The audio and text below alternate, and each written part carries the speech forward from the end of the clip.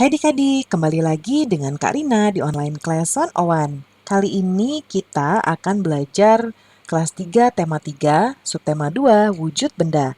Di pembelajaran satu ini ada pelajaran bahasa Indonesia, matematika, dan juga SBDP ya adik-adik. Di halaman 60 sampai dengan 69. Nah, adik-adik untuk melihat video lain, adik-adik bisa klik di kanan atas video Kak Rina seperti ini. Nanti ada playlist untuk tema tersebut ya, dan juga pembelajaran lain di tema tersebut ya. Contohnya kan ini tema 3 subtema 1. Atau untuk melihat subtema lain atau tema lain dan kelas lain bisa klik di kolom deskripsi seperti ini. Lalu nanti adik-adik cari nih kelas berapa. Misalnya adik-adik mau lihat kelas 3 tema lain. Klik di bagian kelas 3 di sini ya, biru-birunya. Nah, ini akan masuk ke playlist kelas 3.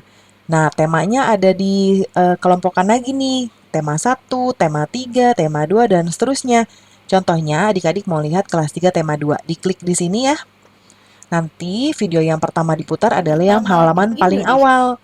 Ya, kayak gini nih. Ini halaman 1 sampai 4 yang pertama diputar. Nanti kalau adik-adik mau lihat halaman lain, dicari nih.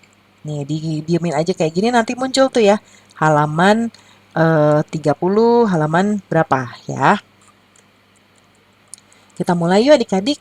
Kita ke subtema baru ya, subtema 2, wujud benda.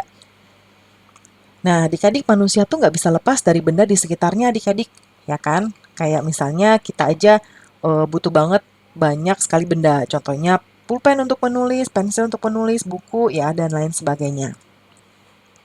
Nah, keberadaan benda mempermudah manusia melaksanakan aktivitasnya adik-adik. Ada benda yang terbentuk di alam, ya, ada juga benda yang dibuat oleh manusia.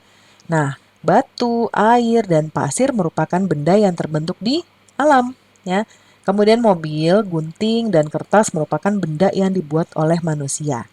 Nah, adik-adik, apakah kamu memperhatikan perbedaan dari benda-benda tersebut?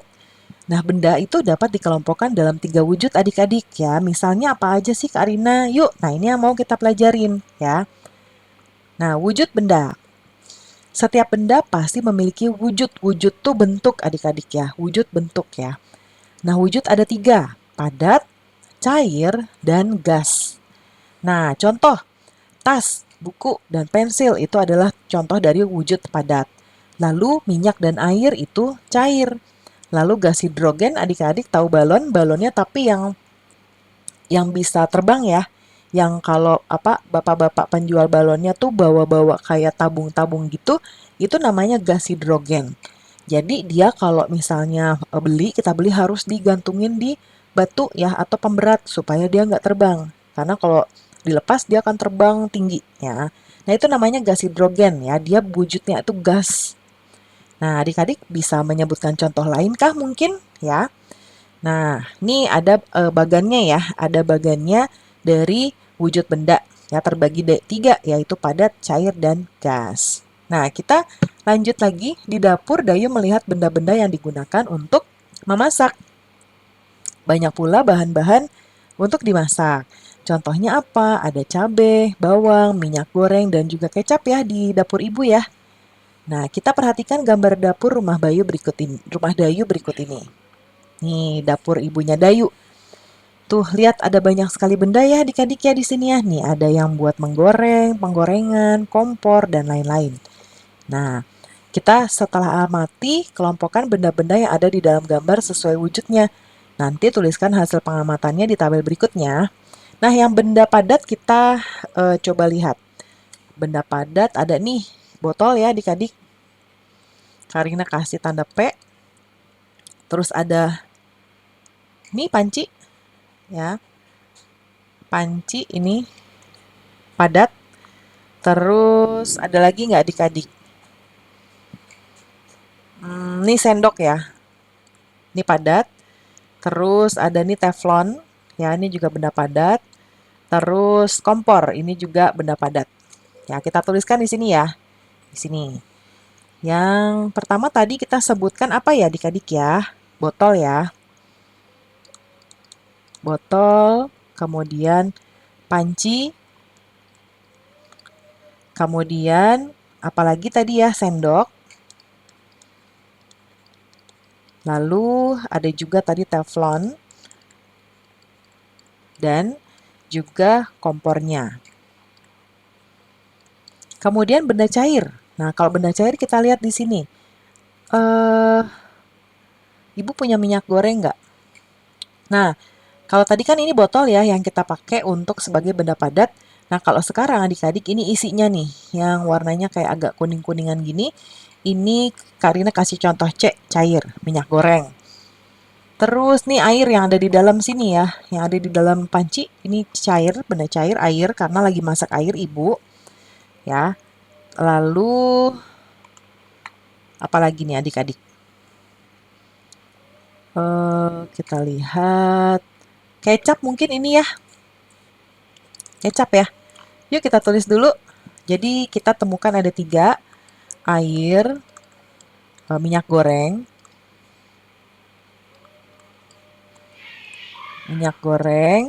sama tadi kecap.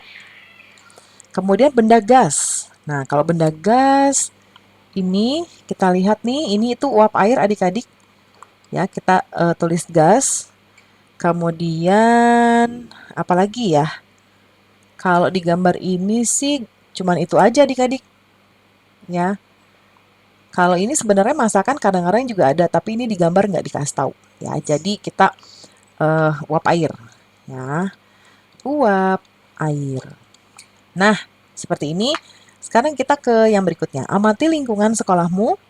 Kamu tentu dapat menemukan benda padat, cair, dan gas. Tuliskan benda-benda tersebut di dalam kotak berikut ini. Nah, kita pertama tuliskan yang benda padat dulu ya. Nah, ini benda-benda yang ada di sekolah. Nih ya, yang ada di sekolah ya adik-adik ya. Yuk kita mulai dengan benda padat. Pastinya di sekolah tuh ada meja. Ya kan adik-adik, kemudian ada kursi. Lalu ada meja, lemari, papan tulis. Boleh adik-adik tambahkan lagi ya. Tulis.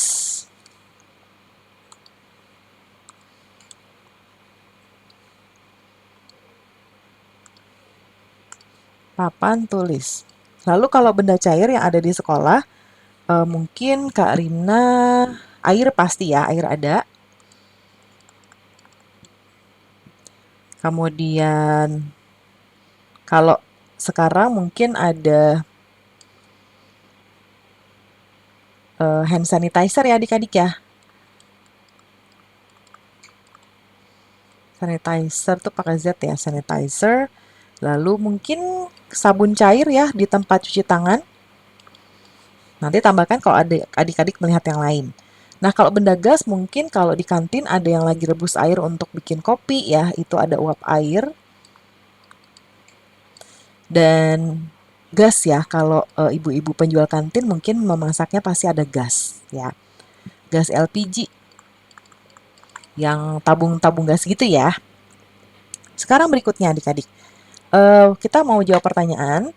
Kamu telah mengamati benda-benda di sekitarmu tadi ya. Sekarang kita jawab pertanyaannya. Benda dikelompokkan dalam 3 wujud. Tuliskan 3 wujud tersebut. Nah, tadi ya di kolom-kolom yang ini yang tadi kita udah isi nih, padat, cair, gas. Langsung kita jawab aja. Padat, cair, dan gas. Ya. Tuliskan 2 contoh benda padat. Kita bisa ambil dari yang tadi ya, meja dan kursi. Meja dan kursi. Kemudian yang ketiga, tuliskan 2 contoh benda cair di tempatmu. Air dan sirup. Minyak juga boleh. Nah, kemudian tulislah 2 contoh benda gas di sekitarmu. Mungkin kalau pagi-pagi adik-adik ada kabut ya, itu termasuk gas. Dan asap, misalnya gosong, ibu masak gosong, nah asap yang keluar itu gas ya. Berikutnya, pernahkah kamu naik alat transportasi seperti di gambar? Ini motor ya. Tahukah kamu termasuk ke dalam wujud benda apa motor itu? Yuk, benda apa adik-adik? Padat ya. Padat. Kemudian berikutnya, pada hari Minggu, Edo dibonceng ayah ya ke rumah nenek. Edo dibonceng ayah dengan motor. Perhatikan denah jarak ke rumah nenek berikut ini. Nih, rumah Edo rumah nenek, sama ini kebun binatang. Nah, ini ada jaraknya di sini adik-adik, ya. Nah, sekarang kita jawab pertanyaannya. Jarak rumah Edo ke rumah nenek 5 km 300 meter. Jarak ini dapat ditulis 5 km lebih 300 meter. Jarak dari rumah Edo ke kebun binatang 1523 meter. Nah, kita ada dua satuan yang kita lihat di sini adik-adik, yaitu kilometer dan meter. Ya, jadi kalau tulisannya km tuh kita langsung bacanya kilometer. Kalau tulisannya m kayak gini, 5 km 3 meter. Jadi nggak kita baca 5 km 300 m ya. Nah, 1 kilometer itu berapa meter sih, Kak Rina? Nah, 1 kilometer itu adalah berapa yuk adik-adik? 1 kilometer adalah 1000 meter ya. Jadi sekarang kita lihat jarak rumah Edo ke rumah nenek 5 km 300 meter tadi ya. Jadi dalam satuan meter berapa? Nah, ini kita akan pisah dulu ya 5 kilometernya karena kita mau ubah 5 kilometernya jadi meter. Nah, kalau 1 kilometer 1000 meter berarti 5 kilometer 5000 meter. Nah, ini 300 meternya tetap. Jadi 5000 meter ditambah 300 meter jadinya 5300 meter. Jadi jarak rumah Edo ke rumah nenek adalah 5300 meter. Jarak yang harus ditempuh Edo dari rumah ke kebun binatang adalah 1523. Berapa jarak rumah Edo ke kebun binatang dalam kilometer dan meter? Nah, kalau di sini kita mau ubah pisahkan dulu ya nilai tempat ribuan dan ratusannya. Berarti ini 1000 meter dan 523 meter. Nah, ini kita ubah jadi kilometer, jadinya 1 kilometer ya.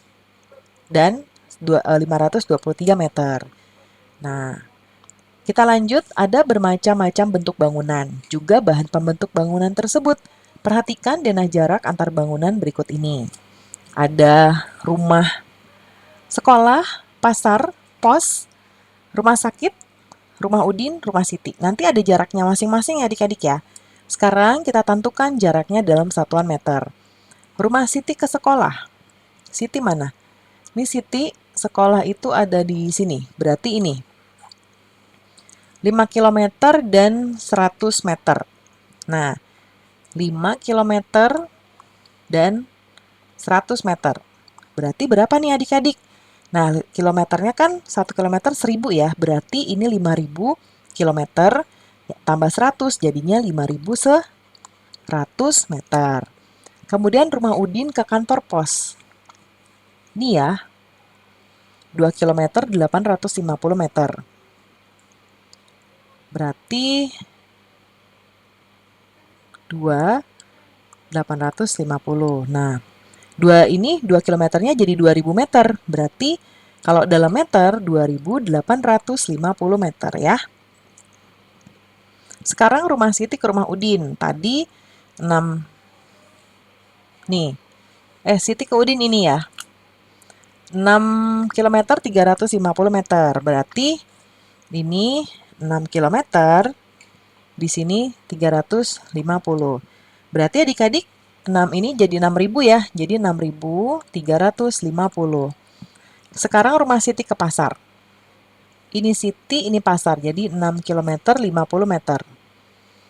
650. Jadinya 6050 meter ya. Sekarang rumah Udin ke pasar. Wah, kita lihat dulu nih denahnya. Rumah Udin ke pasar nih, 10 km. Ya, kita jawab deh di sini. Berarti ininya 10, ininya 0 ya. Berarti 10.000 meter. Ya. Nah, kita lanjut adik-adik. Alat ukur itu ada bermacam-macam ya. Kalau yang di pembelajaran sebelumnya kita udah tahu ada meteran pita, ada meteran saku ya. Nah, sekarang ada lagi nih baru namanya altimeter. Ini adalah alat yang digunakan untuk mengukur ketinggian suatu titik dari permukaan laut. Biasanya dipakai untuk mengukur tinggi pesawat saat terbang dari permukaan laut ya. Juga untuk mengukur tinggi gunung dan hal lain yang berhubungan dengan ketinggian. Nah, kita perhatikan ada sebuah pesawat di sini. Ini permukaan lautnya. Dan ini ada jaraknya dari permukaan laut. Yang kapal pertama, kapal A, pesawat A ini 3.000 meter. Pesawat B 4.325 meter. Nah, sekarang pertanyaannya, berdasarkan gambar di atas, jawablah pertanyaan berikut. Berapa sih ketinggian pesawat A dalam satuan kilometer? Nah, ini kita ubah ya. Jadinya kan 3.000 meter. Ya, kalau dijadiin kilometer berarti 3 kilometer ya. Yang berikutnya pesawat B. Tadi pesawat B 4.325. 4.325 meter. Kita jadiin meter, kita jadiin kilometer jadinya 4 km atau kilometer 325 meter. Lalu berapa perbedaan ketinggian pesawat A dan B? Ini kita kurangin dulu. Kalau tadi pesawat A dan B, ya, selisihnya. Pesawat B itu 4.325, kita kurangin adik-adik, sama 3.000 ya. Karina coret-coret di sini ya. Karina mau coret-coret. Nah, ini ada satuan kilometer, ada satuan panjang adik-adik.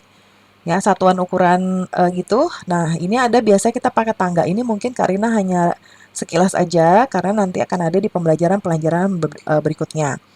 Nah, jadi kayak gini ya. Ini namanya tangga. Ya, tangga ukuran. Nah, Karina coret-coret dulu di sini. 4.325 kita kurangin 3.000 berapa adik-adik? 1.325 ya. Jadi 1.325. Kalau dalam kilometer berarti 1 km dan 325 meter. Kita amati sekarang. Pernahkah kamu memperhatikan gerakan tiupan angin? Nah, adik-adik, angin itu adalah udara yang bergerak. Udara itu berwujud gas.